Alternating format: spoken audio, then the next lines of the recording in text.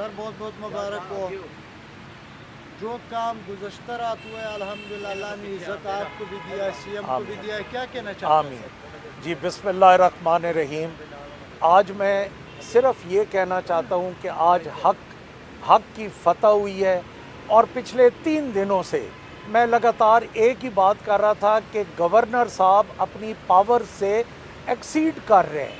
Governor صاحب اس میں دیکھیں 130 آرٹیکل 130 کی کلوز 7 میں کیٹیگورکلی لکھا ہوا ہے کہ گورنر شیل سمن اے سیشن.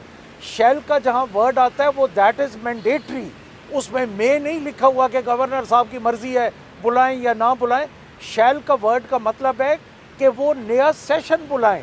ابھی ہمارے سیشن چل رہے ہیں, اس میں گورنر صاحب نے یکدم آ کے ہتھوڑا مار دیا.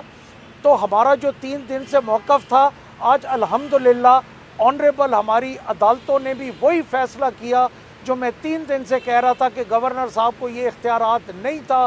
گورنر صاحب اس کو چیف منسٹر کو ڈی نوٹیفائی نہیں کر سکتے تھے, کیبنٹ کو نہیں کر سکتے تھے. انہوں نے غلط کیا. اور آج آپ دیکھیں کہ اٹ ہیز بین پرووڈ کہ جو ہمارا موقف تھا وہ درست ہے. اور الحمدللہ آج حق کی فتح ہوئی.